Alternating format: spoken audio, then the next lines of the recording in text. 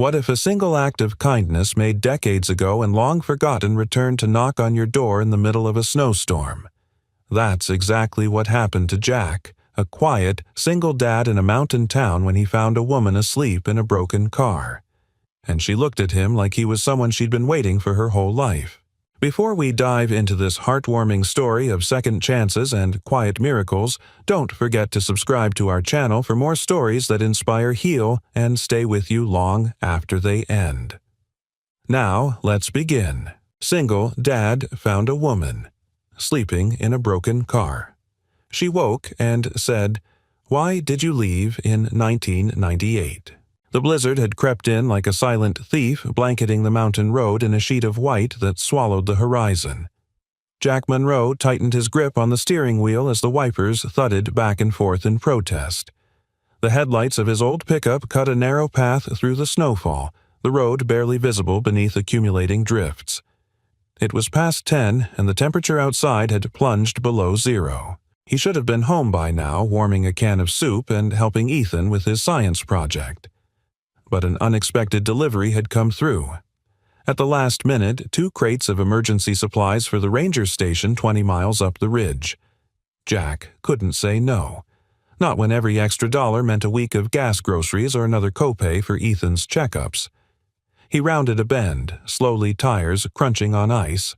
That's when he saw it, a faded blue sedan half buried in snow sitting awkwardly off the shoulder.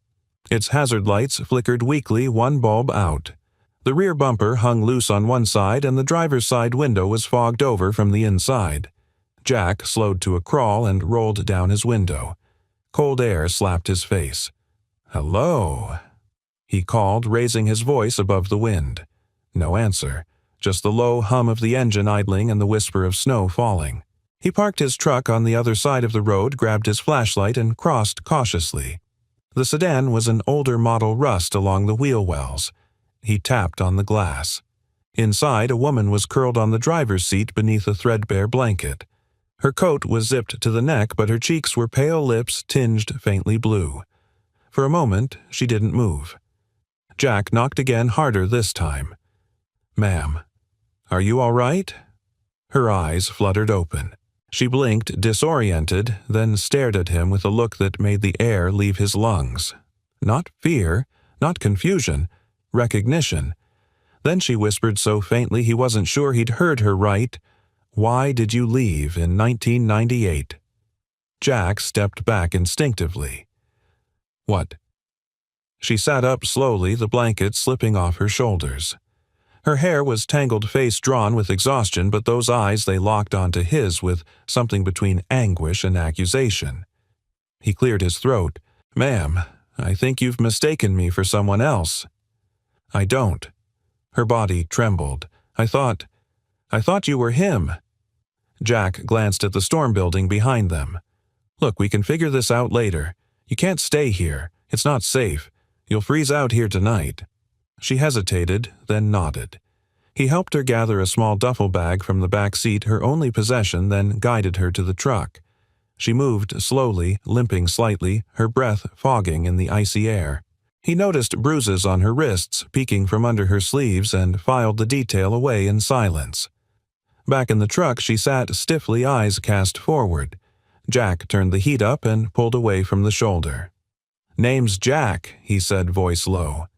"I live about 10 minutes down the ridge. I can offer you a place to warm up for the night."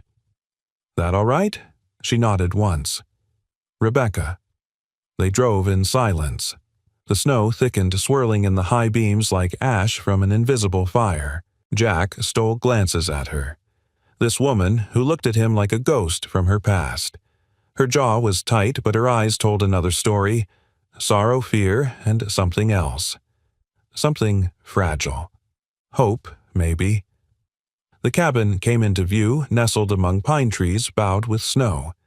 Jack parked under the awning, killed the engine, and led her inside. It wasn't much, just a wood stove, 2 bedrooms and walls lined with books and photographs, but it was warm. Lived in. Safe. Ethan, Jack's 12-year-old son, sat at the kitchen table with a pencil in hand and a sleepy scowl on his face. "You're late," Ethan said, then paused as he saw the woman behind his father. "Who's that?" Jack set Rebecca's bag down gently. "This is Rebecca. Her car broke down. She'll be staying the night." "Go get another blanket from the closet, will you?" Ethan nodded, disappearing down the hall. Rebecca stood awkwardly near the door, clutching the strap of her bag. "I didn't mean to cause trouble." "You didn't," Jack said. "Trouble would have been driving past you." He handed her a mug of instant cocoa. She cradled it, eyes finally meeting his again. "You really don't remember me," she said quietly. He shook his head, his brow furrowed. "Should I?" She gave a sad smile. "Probably not. It was just a moment. In 1998. A train station. I was 17. You gave me a ticket home." Jack went still. I was sitting on a bench, she continued, crying. "My wallet had been stolen, and I didn't have a way back. I was thinking about doing something awful. Then you came out of nowhere, handed me a ticket, and said, 'You look like you've been waiting to be saved.'" Jack stared at her. Slowly, fragments stirred Salt Lake City Christmas lights through falling snow, a girl on a bench, but they slipped through his fingers like mist. "I was young," he said finally. "Passed through town once for a job. Could have been me, I suppose." Rebecca set her mug down with trembling hands. "I've been looking for you ever since. Not every day, not every year, but when things got bad, I thought of that night." Outside, the wind howled, shaking the windows. Inside, the room felt suspended as if time itself were holding its breath. Jack swallowed the lump rising in his throat. Why now? She looked down. I didn't know where else to go, and somehow that was enough. Jack took a long breath, walked over to the stove, and threw in another log. The fire cracked and hissed, casting warm shadows across the walls. "You're safe now," he said simply. For the first time since she stepped into his life, Rebecca's shoulders sagged with something like relief. But in her eyes the storm hadn't passed. Not yet, not completely. And Jack knew this wasn't the end of something. It was the beginning. Jack barely slept. He lay on the old leather couch in the living room, half listening to the fire crackling low in the stove, half listening to every creak in the walls. Rebecca had taken the spare room. He'd offered it without hesitation. But now that silence had fallen and the snow beat softly against the windows, his mind churned with questions. Why did she remember him so clearly if he was even the man she thought he was? And what kind of life had led her to be sleeping in a frozen car, bruised and alone? When the first light of dawn filtered through the slats of the blinds, Jack rose stiff and unrested. The house was quiet. Ethan was still asleep. He moved toward the kitchen, started the kettle for coffee, then paused when he saw Rebecca sitting at the table. She was already awake, dressed in the same clothes from last night, her hands wrapped around a steaming mug of tea he hadn't heard her make. Her eyes were distant, watching the wind stir drifts outside the window. "You sleep? At all?" Jack asked gently. Rebecca shook her head. "Didn't want to. Dreams aren't much better than reality lately." He didn't push. She turned slightly toward him. Her face, now illuminated by morning light, looked softer, but the bruises were more visible too along her jaw near her temple. Jack's gaze lingered a moment too long. "I didn't fall down the stairs, if that's what you're thinking," she said. Jack exhaled. "I didn't think you did." She nodded, once then stared back into the snow. "I left 3 weeks ago. No money, no car at first. I walked, rode buses, took that old sedan off a friend who owed me. It barely made it out of Reno." Jack leaned against the counter, arms folded. "You got family somewhere." "No one I'd want to call family," she said. "And the few friends I had, they either judged or looked away." She paused. "But I remembered this town. I remembered a boy with tired eyes and kind hands who didn't expect anything when he gave me a second chance." Jack said nothing. "I wasn't even sure it was you," she continued. "But when I saw you through the window of the gas station last night, I followed. Stupid, maybe. But—" She trailed off. "I didn't know where else to go." Jack rubbed the back of his neck. "You came a long way on a maybe." "Sometimes that's all you've got left," she whispered. Before he could respond, Ethan appeared in the hallway, hair a mess, rubbing his eyes. "Is she staying?" he asked, his voice still thick with sleep. Rebecca smiled weakly. "Just for a little while, if that's okay." Ethan looked at his dad. Jack gave a slight nod. The boy shrugged and shuffled off toward the bathroom. "Sorry," Rebecca said after a moment. "I didn't mean to complicate things." Jack poured coffee into 2 mismatched mugs and handed one to her. "We've had enough empty in this house lately. You're not a complication." They drank in silence. Rebecca's eyes fell on a photo on the wall, Jack younger bearded, holding a toddler on his shoulders, both of them grinning wide. Her voice softened. "Your son. He looks like your wife." Jack blinked. "You knew," Rebecca gestured toward the house. "There are no women's shoes by the door. Just one toothbrush in your bathroom. A boy that age should have a mom fussing over him before school. And a man like you who lets a stranger into his home in the middle of a storm, that's a man who's known loss." Jack's chest tightened. She wasn't wrong. "Megan died 6 years ago," he said quietly. "Ovarian cancer. Came fast. Ethan was 5. Rebecca's expression fell. "I'm sorry." "He still talks to her sometimes," Jack added, his voice thin. "Thinks I don't hear, but I do. Kids find ways to keep their worlds whole even after they crack. They sat with that truth for a while." Then Rebecca said, "You're a good father."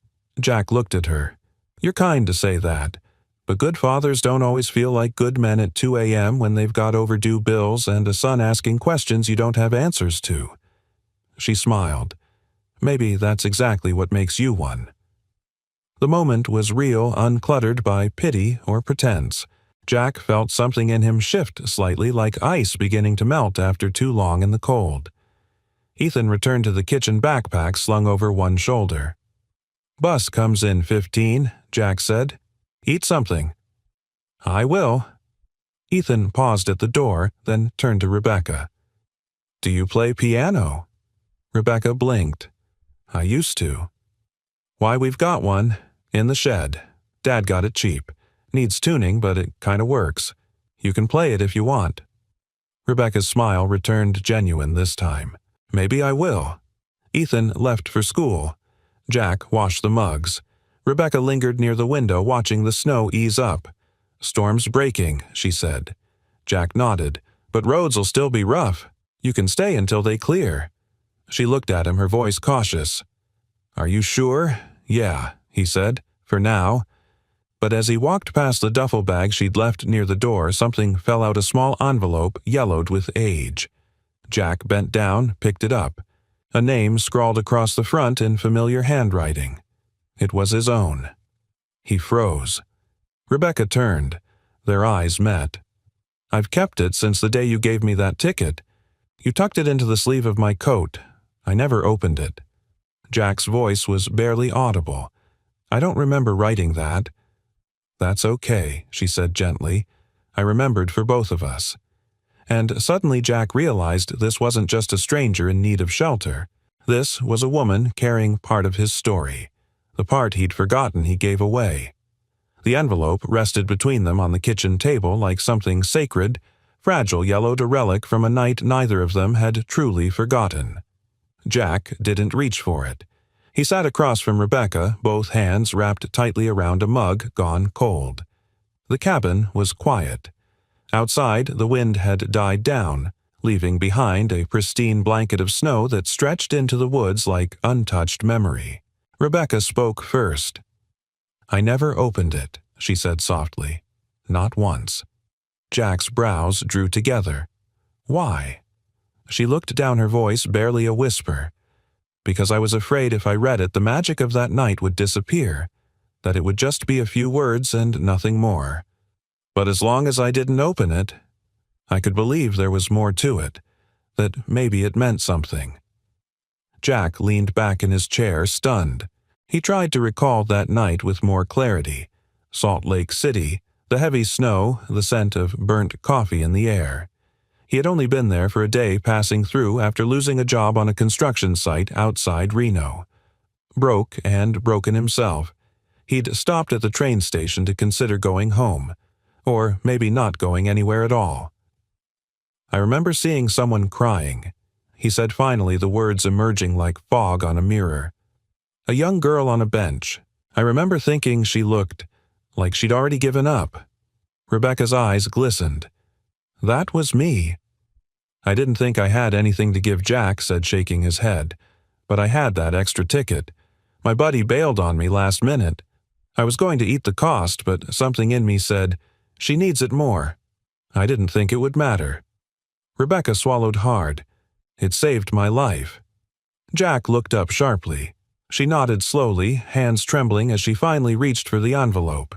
She didn't open it, just traced her finger along his name. I was 17, she began, and alone. My mom kicked me out after I told her I was pregnant. The father was long gone. I was living in a shelter, barely eating. The day we met, someone stole what little money I had left. I sat in that station planning how I'd slip into the tracks after dark. Her voice caught. But then you came. You didn't know me. You didn't ask questions. You just handed me the ticket and said, you look like you've been waiting to be saved. Jack stared at her, stunned.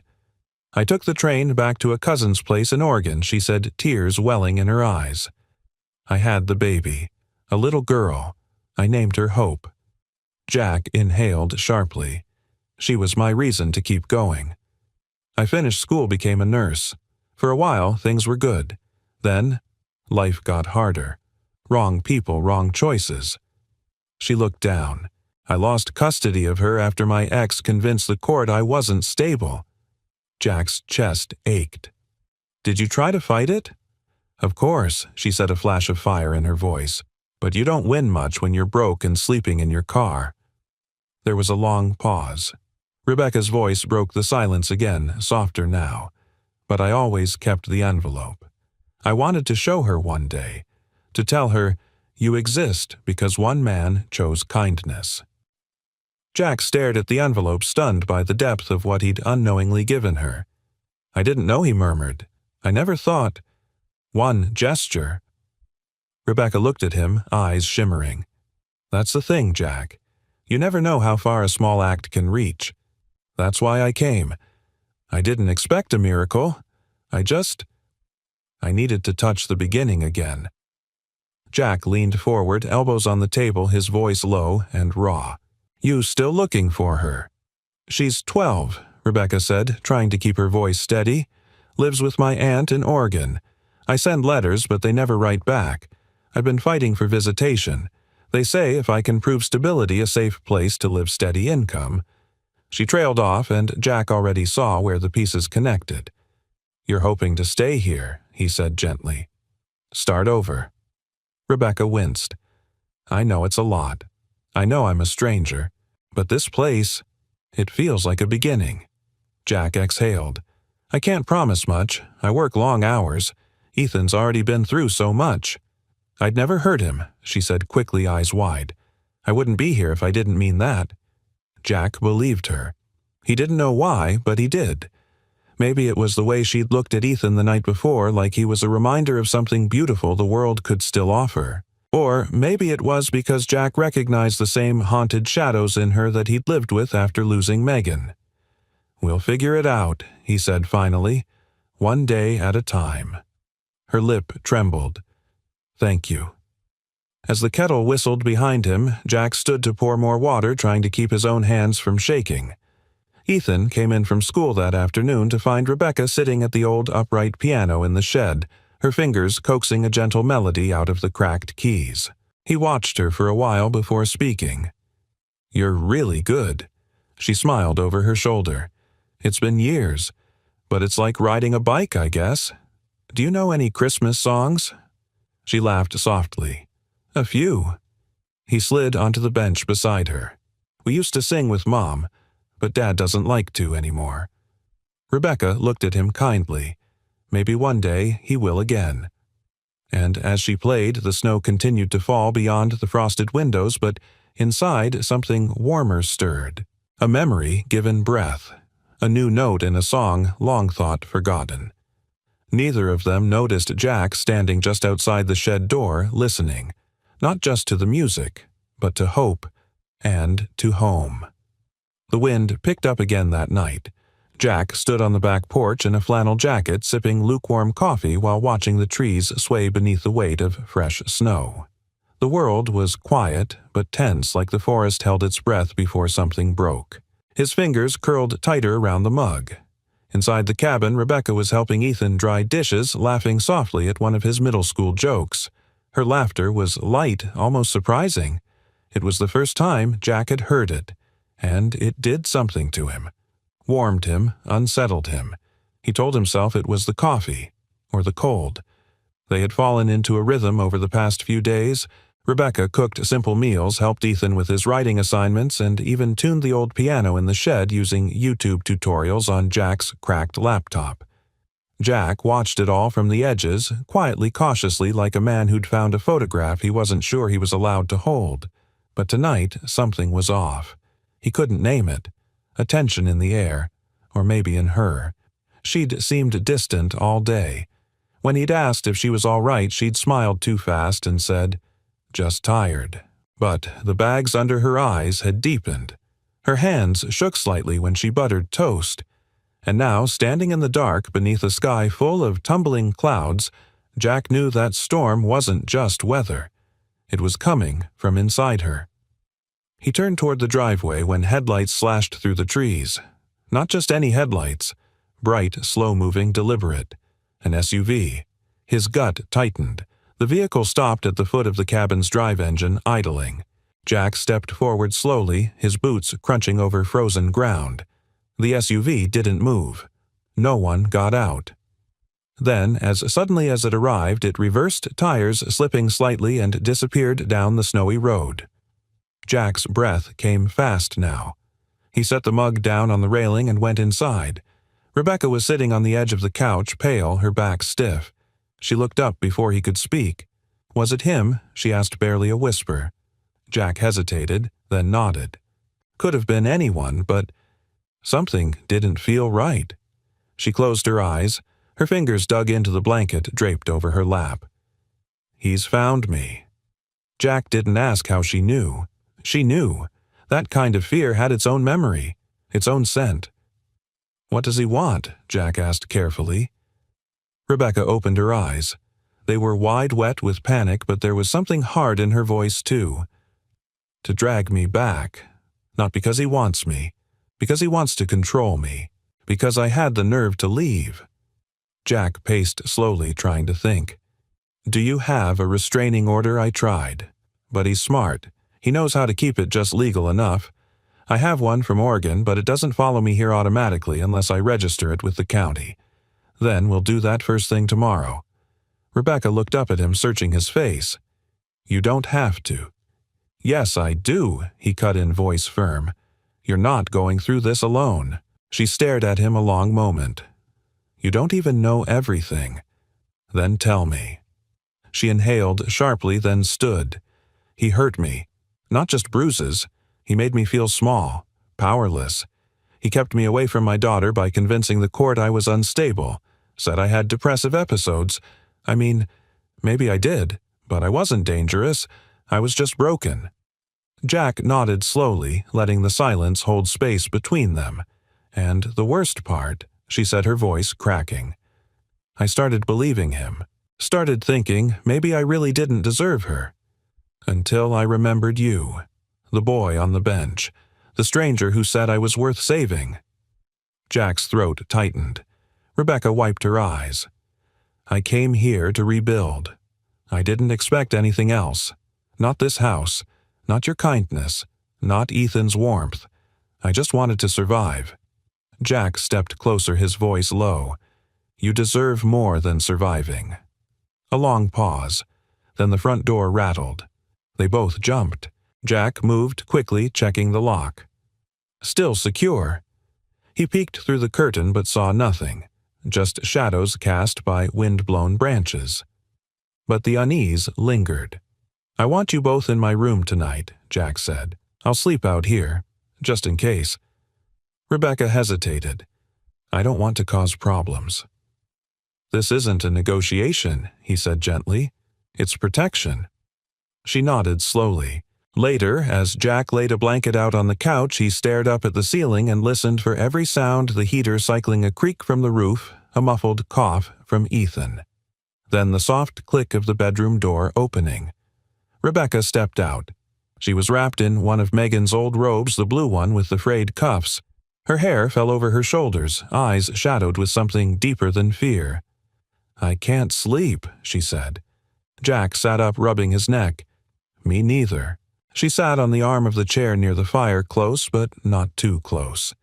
"Did you ever feel like you were just waiting for the next bad thing?" she asked. "Even when everything's quiet, all the time after Megan passed," he said truthfully.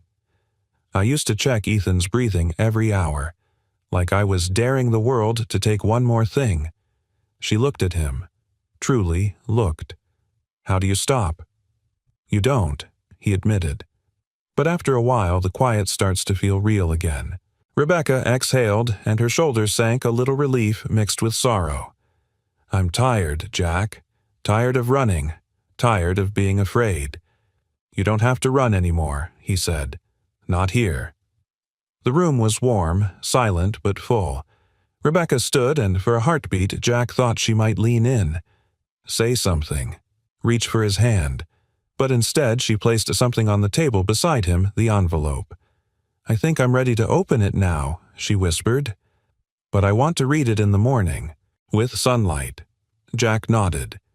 When she disappeared into the hallway, he sat back and stared at the small, time-worn letter. Snow still fell outside, but inside the storm had shifted, and morning would come. Morning came without fanfare, just a slow melting of shadows across the walls and the steady creak of pine trees thawing in the cold. Jack sat at the kitchen table, watching the kettle steam. He hadn't slept. Not really. He'd drifted off sometime after 3, but his dreams had been filled with strange echoes. Train whistles, snow swirling through high ceilings, and a teenage girl on a bench who wouldn't lift her face. Now he was back in the quiet, staring at a letter he didn't remember writing. The envelope sat unopened between his fingers, brittle at the edges, but still intact. Rebecca hadn't come out of the bedroom yet. Ethan had already left for school, throwing his backpack over one shoulder and tossing Jack a look that said more than it asked. "Are we okay?" Jack had nodded. Just once. Not a yes, not a no, just holding steady. The bedroom door opened, soft creak and all. Rebecca stepped into the kitchen wearing a faded sweater over jeans, her hair pulled back into a loose ponytail. She looked better this morning, still tired, but not brittle. "You didn't open it?" she asked gently, eyeing the envelope. Jack shook his head. "Didn't seem right to do it without you." She sat across from him, her hands folded on the table. The silence between them wasn't tense, it was waiting. Rebecca inhaled. "Do you want to?" He hesitated, then nodded. He slid a butter knife gently under the flap and opened it slowly, careful not to tear the paper. Inside was a single page folded in thirds. Jack unfolded it and began to read aloud, his voice quiet at first, then growing more steady. December 20th, 1998. If you're reading this, I guess you took the ticket. I don't know your name, and maybe we'll never meet again. But something about the way you sat there, like the world had already decided who you'd be, it didn't sit right with me. I've had bad days, too. Days when it felt like nothing would get better. But there was still something in you that looked like hope. So take the ride. Go home or go forward or just get out of here. Maybe this is nothing. Or maybe it's everything. But tonight I needed to believe that kindness could still mean something. And maybe you did too. Jack Monroe. When he finished, Jack laid the letter on the table between them. His throat felt dry. The room was silent but thick with emotion, like the words still echoed in the walls. Rebecca didn't speak for several seconds. Then quietly, "You wrote that not knowing anything about me, not even my name, but it was the only thing in the world that made me feel seen." Jack looked up. "I didn't remember writing it. Not fully. But now—" "You do?" He nodded slowly. "Yeah." Rebecca reached out her fingers, brushing the edge of the letter. "You saved me, Jack. Not just that night. You gave me something I didn't have permission to believe I was worth saving." Jack sat back, the weight of those years settling into him. "And I never knew." "That's the thing about kindness," she said. "You don't always get to see where it lands. But that doesn't mean it didn't grow." A silence passed between them, not empty, but full. Then Jack stood, walked to the cabinet, took down a small tin box from the top shelf, one he hadn't opened in years. He set it on the table, popped the lid.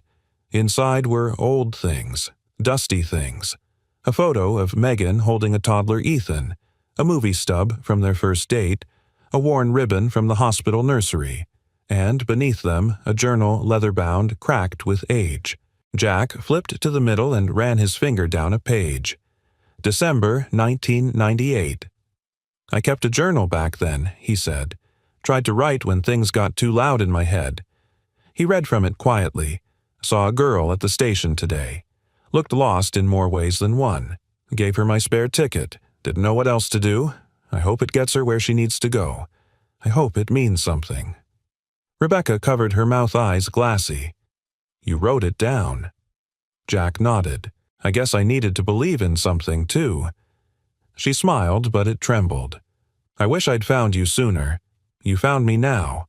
He meant it, and she heard it. But the moment didn't last. A knock came at the door. Sharp, 3 quick raps. Jack and Rebecca froze. Then another knock, slower this time.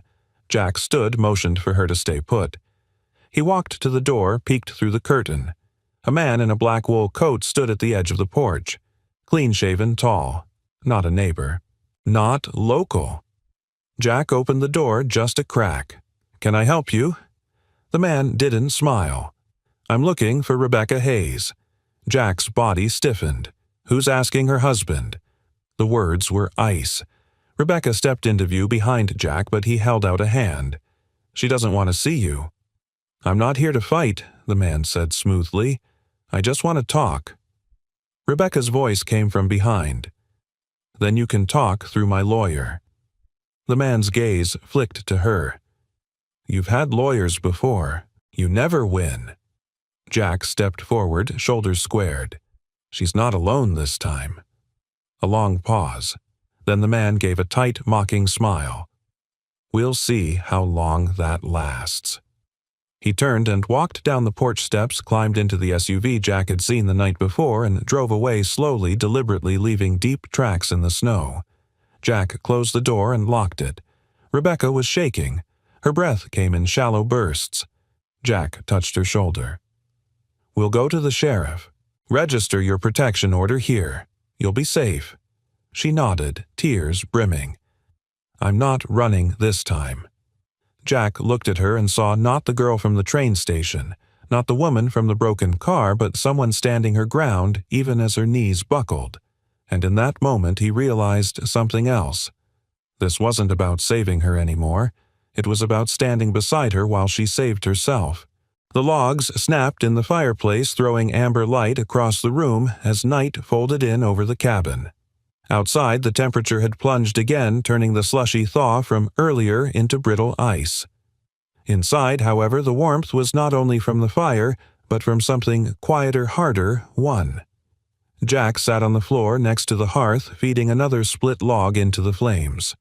Rebecca stood at the window, arms crossed tightly over her chest, watching the snowfall begin again. She hadn't spoken much since her husband's visit that morning. Neither had Jack. Some silences weren't born of avoidance, but of knowing exactly how heavy words could be. When she finally turned around, her face was pale, but set with a kind of tired resolve. "You don't have to keep pretending like I'm not blowing up your whole life," she said quietly. Jack looked up, a half-smile flickering and dying just as fast. "You're not." "I am," she said. "You have a son. A job. A life that works maybe not perfectly but well enough. And now I've dragged a storm into your front yard." Jack stood brushing his hands on his jeans. "You didn't drag the storm, Rebecca. It was already coming. You just walked into it trying to find shelter." Her eyes shimmered in the firelight. "He's not going to stop. You know that, right? That man, he doesn't care about me. He cares about control, about winning. And when he feels like he's losing, he becomes dangerous. Jack nodded slowly. That's why we went to the sheriff today, and why you're staying right here. But what if you don't have to finish that sentence? His voice was calm but firm. You don't have to run anymore. Rebecca sat down slowly in the chair across from the fire, hands clasped in her lap. For a moment, they both watched the flames without speaking. Then she said, "You asked me once what I was running from. I didn't tell you everything." Jack waited.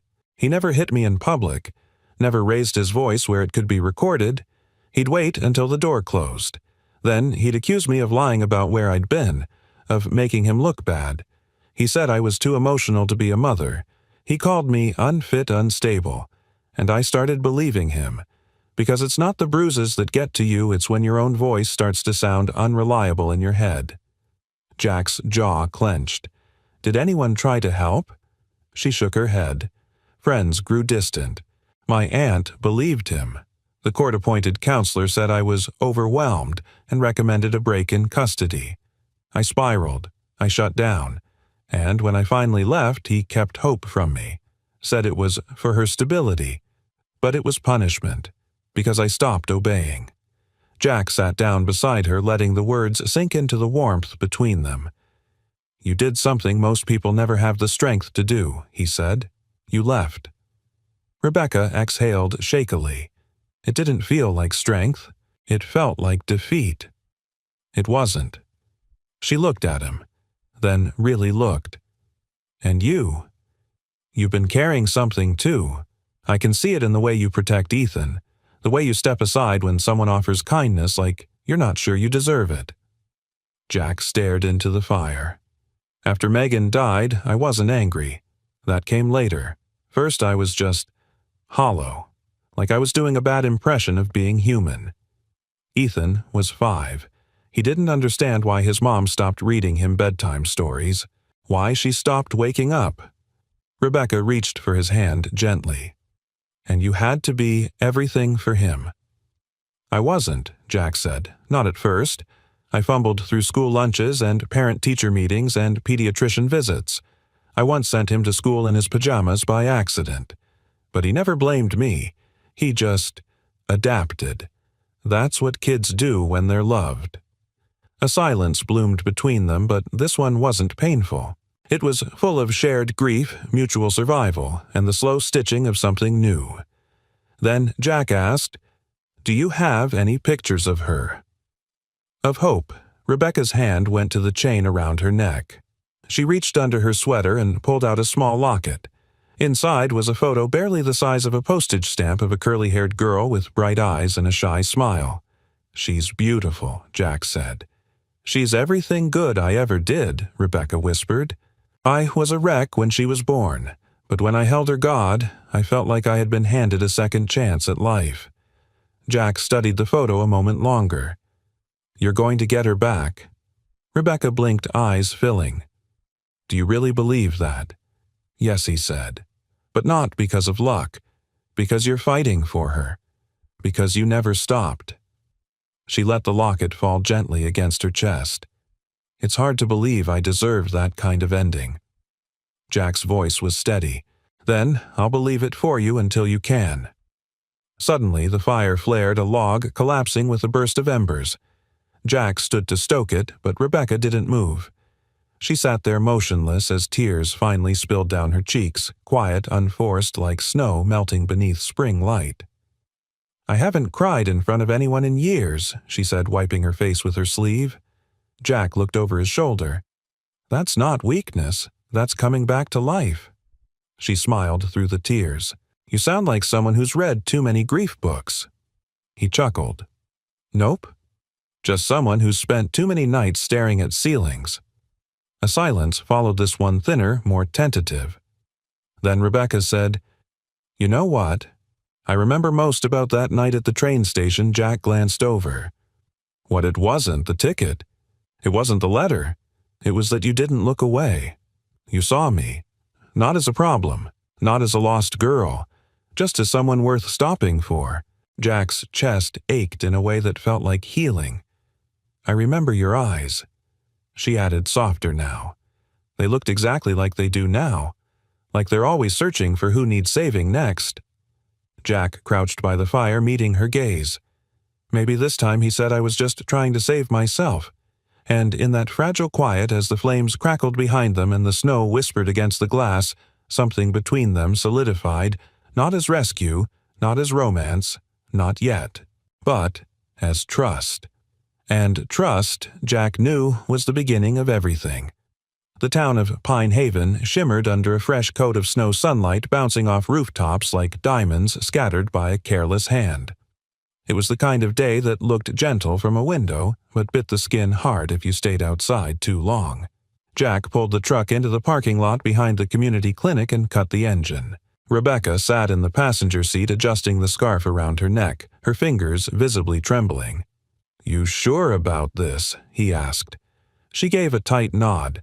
"They said the clinic has an opening. Part-time nursing support. It's not much, but it's a start." Jack turned to her voice, firm but kind. "You don't owe anyone a flawless first impression. You just have to be you." Rebecca gave him a weak smile, then opened the door before she could talk herself out of it. The clinic wasn't large, just 4 examination rooms, 1 front desk, and a break room that smelled like instant coffee and expired granola bars, but to Rebecca it looked like the first open door in years. Inside, the receptionist glanced up. A woman in her late 50s with reading glasses and a cardigan so thick it could have doubled as insulation. "You, Rebecca Hayes?" she asked. "Yes, I'm here about the support nurse position." The woman looked her up and down. "You come highly recommended. Sheriff Matthews said we ought to make room for you." Rebecca blinked. The Sheriff Jack stepped up behind her. "We talked to him yesterday. Told him what you've been through. He vouched for her. Said if anyone deserves a second chance around here, it's you." The receptionist softened. "Well then, come on in. Dr. Powell will see you." Rebecca turned to Jack. "You don't have to wait." "I'm not going anywhere," he said simply. The interview didn't take long. Dr. Powell, a wiry man with silver hair and sharp but kind eyes, reviewed her license, asked about her experience, and nodded thoughtfully at her answers. She didn't over-explain, didn't plead. She simply presented her truth with quiet confidence. When she emerged, 20 minutes later, her cheeks were pink, but not from cold. "I start Monday," she said. Jack smiled. "That's progress." Rebecca exhaled like she'd been underwater too long. "It's the first yes I've gotten in years." Back in the truck, she looked out the window as the town passed them by. "Do you think it's weird? That I feel guilty for something going right?" Jack didn't answer at first. Then he said, "No, I think it means you remember what it's like when everything didn't." They drove in silence for a while. Back at the cabin, Ethan was waiting on the front porch backpack on bouncing a rubber ball off the steps and catching it lazily. When he saw Rebecca, he grinned. "Did you get the job?" She nodded, surprised by how much his reaction mattered to her. "That's cool," he said. "You gonna be working with sick people and stuff? Something like that?" He hesitated, then said, "Dad says you're trying to get your daughter back." Rebecca blinked. "He told you that?" Ethan shrugged. "He tells me the truth, even when it's hard." Rebecca sat beside him on the step. "She's 12. Her name's Hope."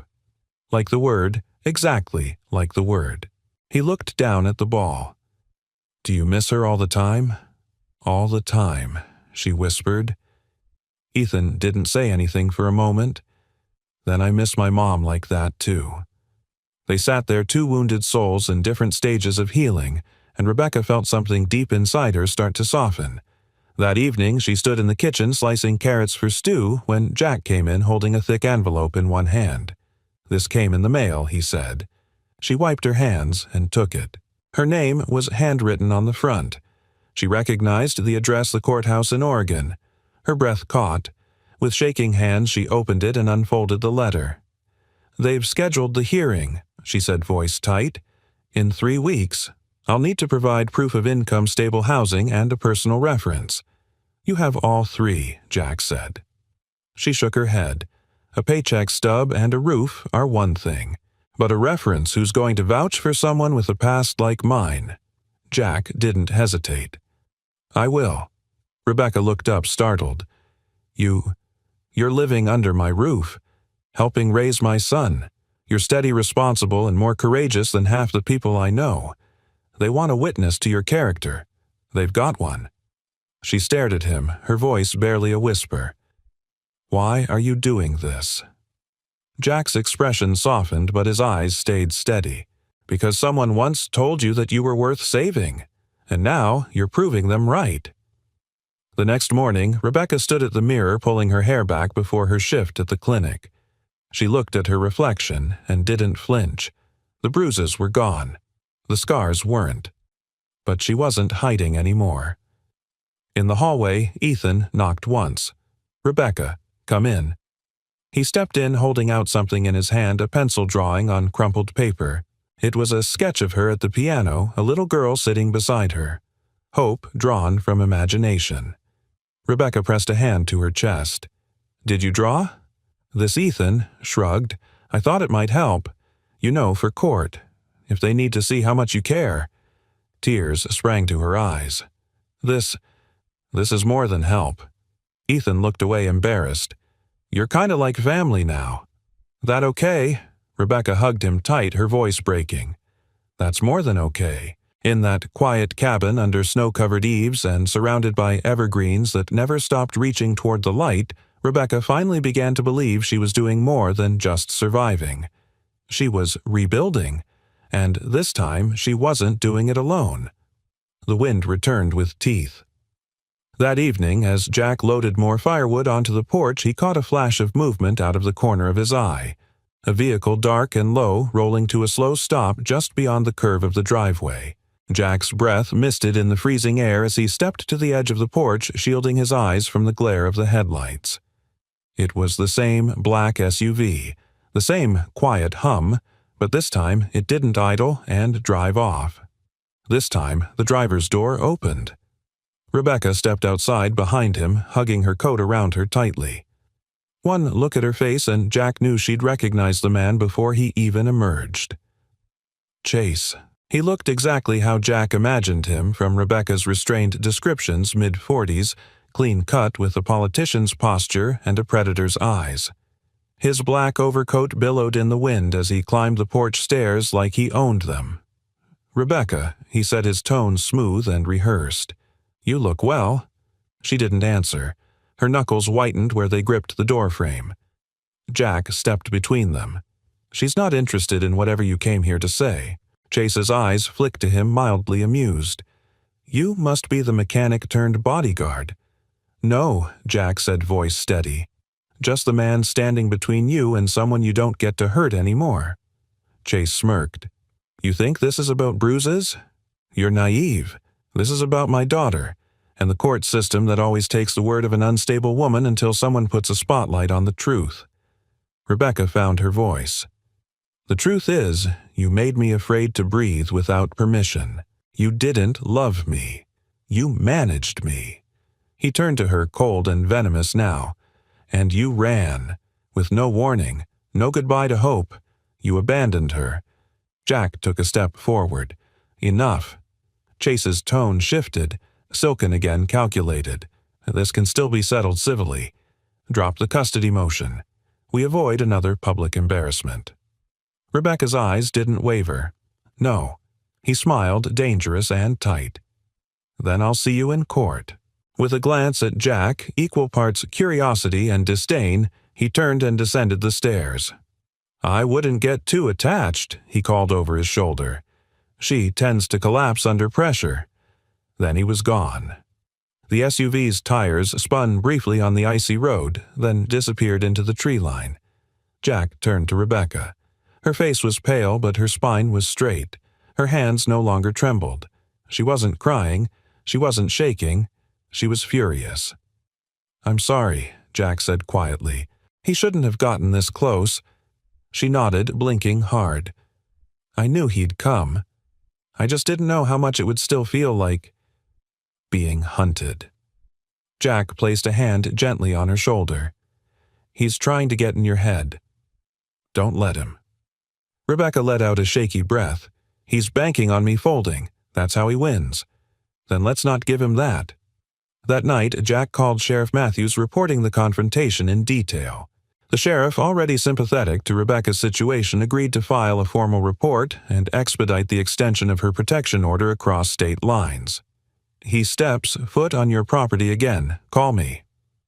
Don't open the door. He's on notice now, Matthews said over the line. After hanging up, Jack returned to the living room where Rebecca sat curled on the couch, her fingers toying with the hem of her sweater. I keep asking myself what kind of man tears down the mother of his own child just to win, she said, voice hollow. Jack didn't sit. He stood across from her, the firelight flickering across his face.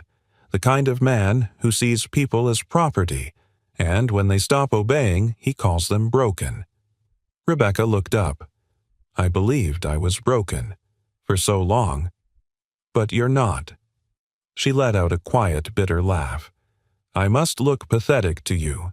You look like someone who's still standing, he said. That's not pathetic. That's powerful. They didn't speak for a long time after that. The fire burned low. Ethan had already gone to bed. Jack walked to the window, pulling the curtain aside just enough to scan the edge of the woods. Nothing. Just shadows. Still, he double-checked the locks. Later, when the house was silent and the wind outside howled like something ancient, Jack lay awake in bed, staring at the ceiling. His mind raced with every possibility. What if Chase filed a motion to discredit Rebecca? What if he used old photos, twisted her past into a weapon? What if Jack wasn't enough? But then he remembered something else, her eyes blazing, not with fear, but with fire. Her voice no longer cracking, but clear. Rebecca wasn't the same woman who had curled up in the driver's seat of a frozen sedan. She was someone rising. The next morning, the sky was bruised with gray as they ate breakfast around the kitchen table. Rebecca sipped her coffee, eyes focused on a single page in front of her, her official visitation petition. Jack had helped her fill it out the night before, every box checked, every field completed with care. I'll drive you to the post office after work, he said. We'll overnight it. She nodded. Then Ethan entered the room with a question she hadn't expected. Will I ever meet her? He asked, setting down his backpack. Rebecca blinked. Hope? He nodded. She's kinda my age, right? I think it'd be cool. Her heart swelled in her chest. I'd like that, if it's okay with your dad. Jack, who had been washing dishes, turned and smiled softly. I think it's more than okay. Ethan grinned, slung his backpack over his shoulder, and added, Maybe she can draw too. Then we can trade sketches. When he left, Rebecca pressed her palms to her face. I wasn't ready for that. I didn't realize how much I needed to hear someone say she belonged here. She does, Jack said. So do you. Rebecca met his gaze across the table. Even after everything, especially after everything. And though the storm outside loomed large legal battles, courtrooms, Chase's shadows, something had shifted. Rebecca wasn't just defending herself anymore. She was claiming what was hers. With truth, with fire, with love. The courthouse in Medford, Oregon loomed ahead, its pale stone facade sharp against a steel-gray sky. The kind of place that felt cold, even in spring. Jack guided the truck into the visitor's parking lot, knuckles white on the steering wheel. He glanced at Rebecca beside him, her jaw-clenched eyes trained on the building like it might evaporate if she stared long enough. You can still back out, he said softly. She turned to him, her voice firm. If I do, I lose her for good. Jack gave a single nod. Then we walk in together. Inside, the hallways were sterile and humming with quiet tension. Shuffling papers murmured names, bailiffs standing stiff-backed. Rebecca had traded her usual jeans and sweater for a navy blue dress and blazer borrowed from a neighbor. Her hair was pinned back neatly. On the outside, she looked composed. Inside, Jack could feel the storm. They sat outside courtroom B for 20 minutes before being called in. Rebecca held a folder in her lap, proof of income rental agreement, her employment letter from the clinic. Jack carried the written testimony he'd prepared the night before, printed on thick, cream-colored paper that felt too formal for something so personal. The courtroom was small, functional. A wooden bench for the judge, another for the clerk, 2 tables, a few rows of seating behind. In the corner, Chase sat with his attorney polished and poised in a tailored suit. He didn't glance at Rebecca when she entered, but Jack saw the flicker of a smirk tug at the corner of his mouth. The judge, a woman in her 60s with clear eyes and silver-streaked hair, reviewed the docket and nodded. "We're here today to hear a motion to reinstate joint visitation rights to the petitioner, Ms. Rebecca Hayes, regarding minor child Hope Hayes, currently in temporary custodial care with the respondent." Rebecca stood when asked. Her voice didn't shake. She presented her documents, outlined her new job, her stable residence, her therapy sessions. She answered questions from Chase's lawyer, stiff, cold questions aimed at discrediting her. "Weren't you unemployed for nearly 2 years?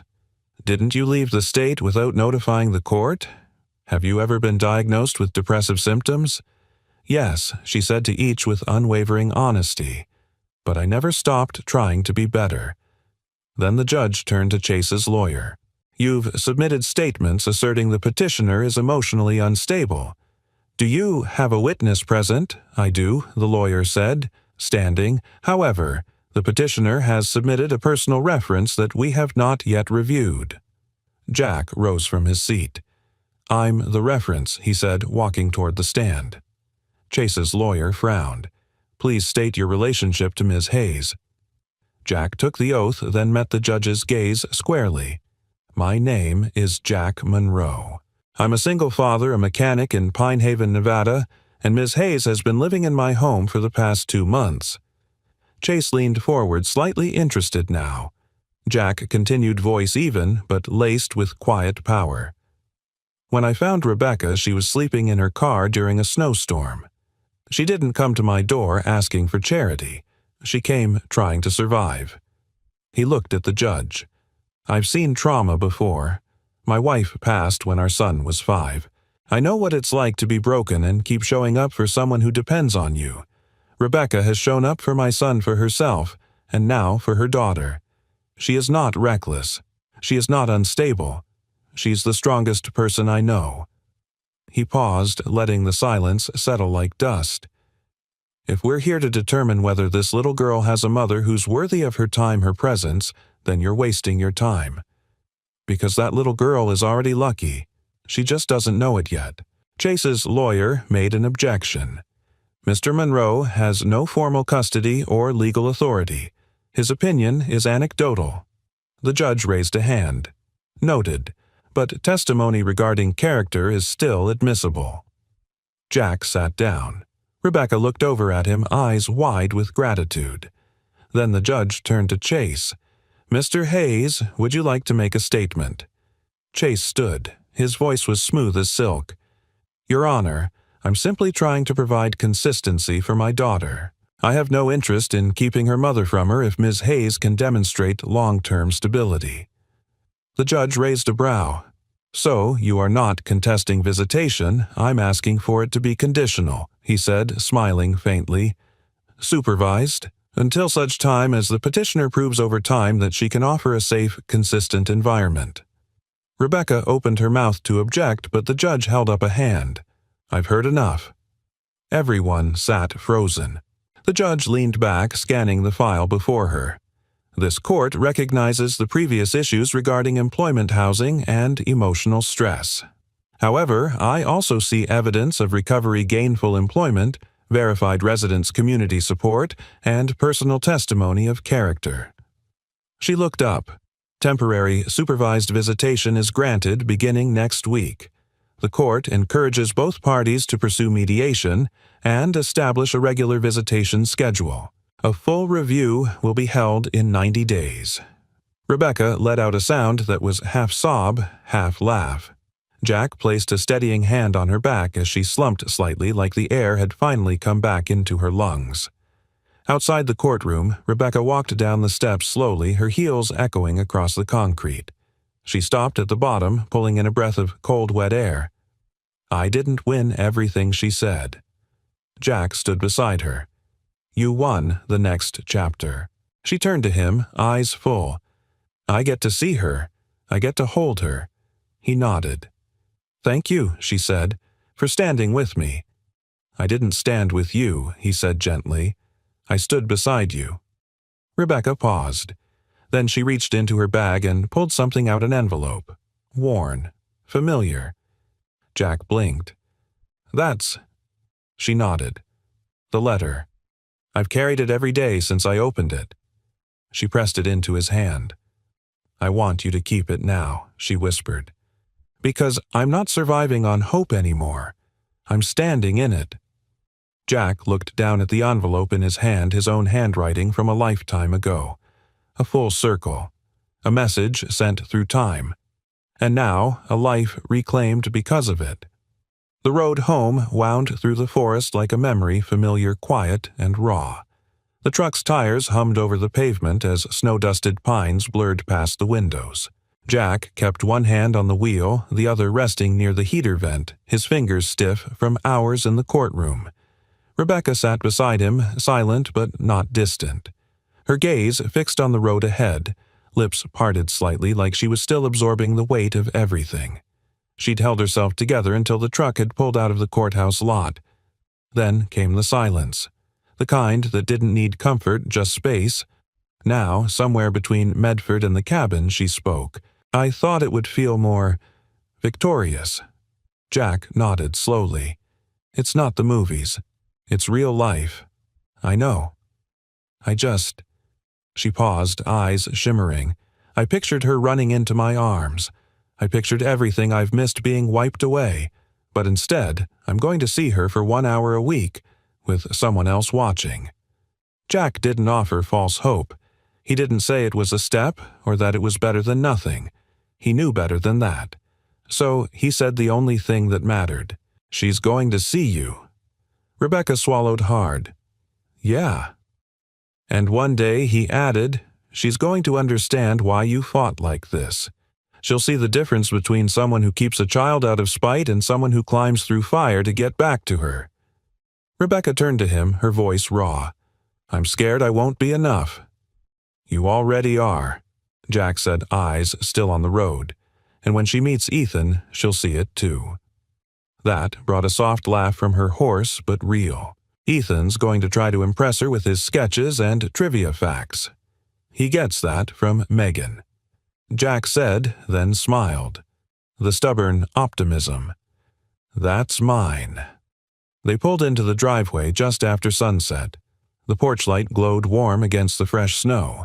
Inside, Ethan was waiting, sitting cross-legged on the floor, working on a drawing. He looked up when they came in. Well, he asked. Rebecca smiled, slow and full of something she hadn't shown before relief.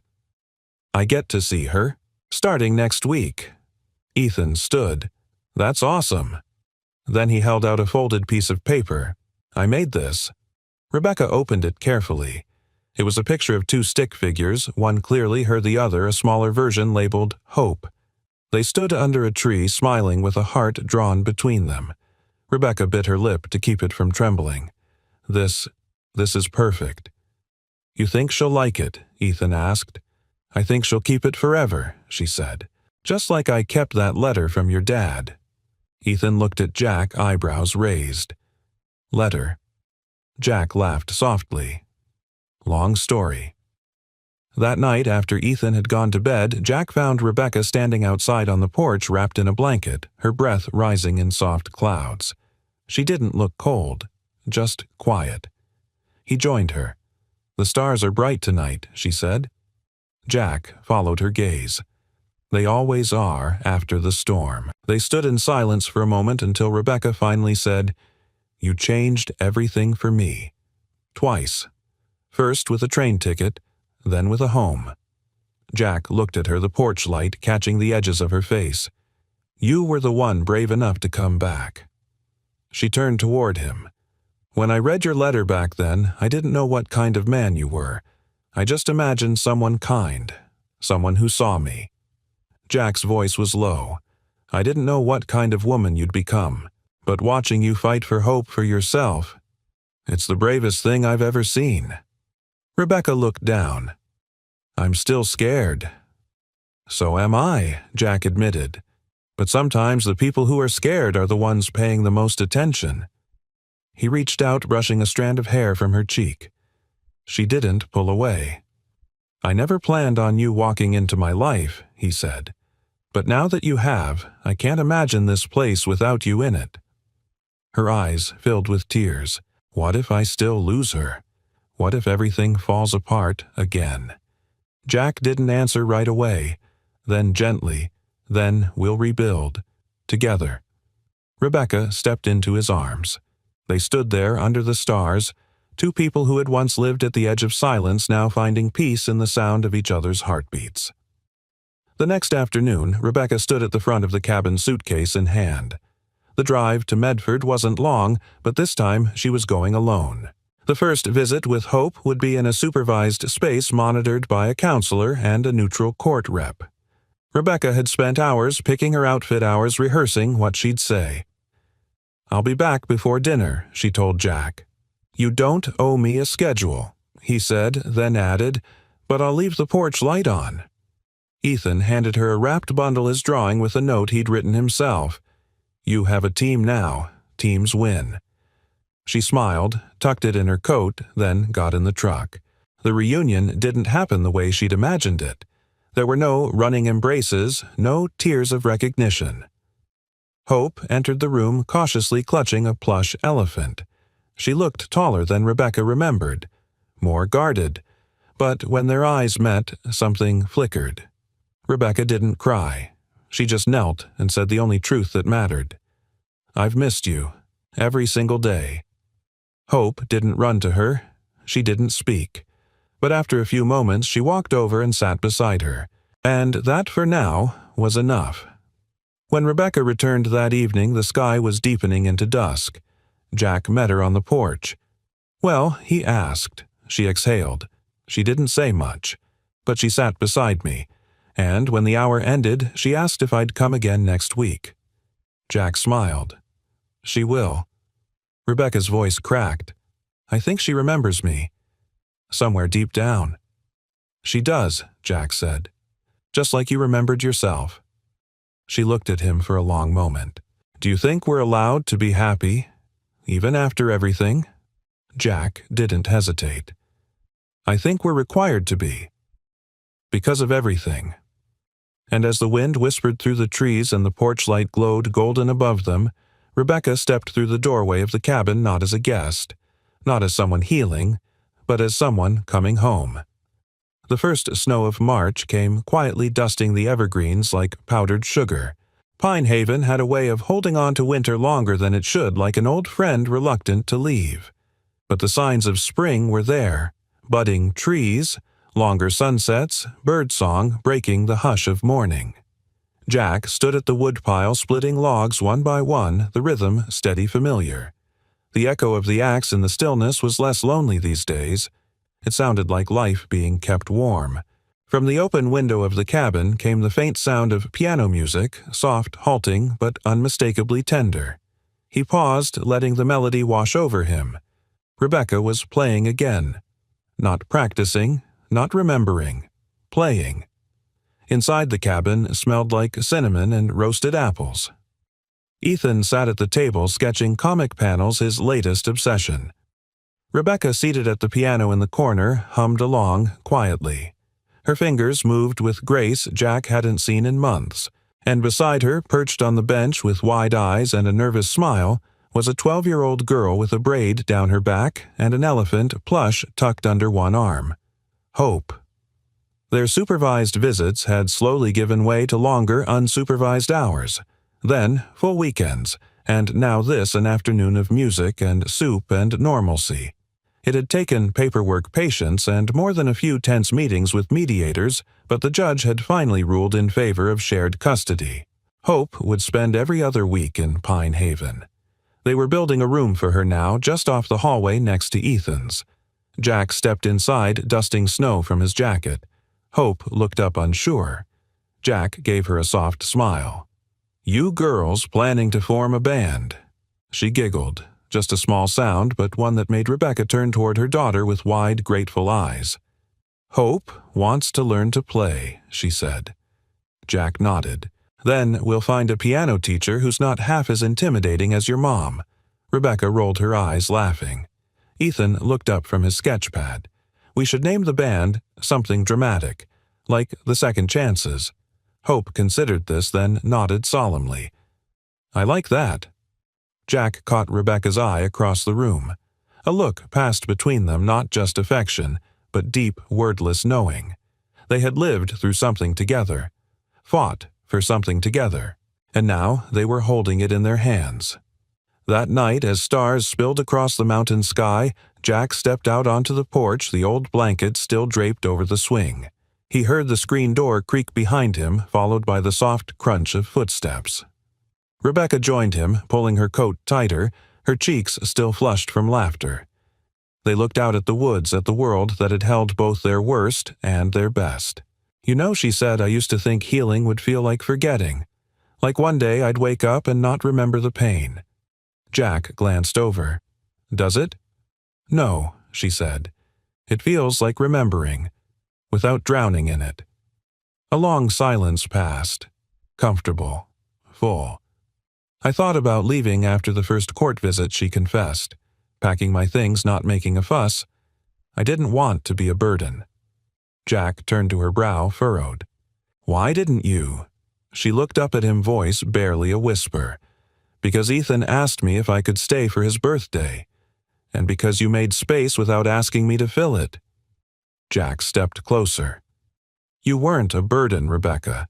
You were the miracle I didn't know was missing." She reached into her coat pocket, pulling out something small. The train ticket. Faded, worn soft at the edges, but still intact. "I thought I'd lost it," she said. "Found it yesterday while organizing Hope's things." She'd tucked it into her sketchbook. Jack took it gently from her hands, turning it over. His handwriting was almost illegible now, but the words were still visible. "You look like you've been waiting to be saved. Go home." Rebecca touched the edge of the ticket. "Turns out I wasn't the only one saved that night." Jack's voice was rough. Maybe we were both just looking for the way back. A single light glowed from the front window of the cabin, then another Ethan's room. Then Hope's. 3 lights, 3 stories, intertwined. Rebecca leaned into him, resting her head on his shoulder. "Do you think we'll be all right?" Jack didn't hesitate. "I think we already are." They stood together, wrapped in the hush of a pine-covered world under a sky heavy with stars and promises. The past hadn't disappeared, it had simply made space for the present. For the girl who came back. For the woman who stood tall. For the man who opened a door he didn't know he'd been guarding for years. And for the family that had been waiting to find each other all along. From inside, the piano sounded again, tentative, joyful, off-key, in the most beautiful way. Jack smiled. "The Second Chances," he said. Rebecca laughed softly. "Best band name ever." And in that little cabin at the edge of the woods, under 3 lights glowing warm against the snow, something quiet and enduring took root. Not the end. But home. We'd love to know, where are you watching from? Let us know in the comments below, and if this story touched your heart, don't forget to subscribe so you never miss another moment like this. Thank you so much for spending your time with us. Until next time, take care, stay kind, and keep believing in second chances.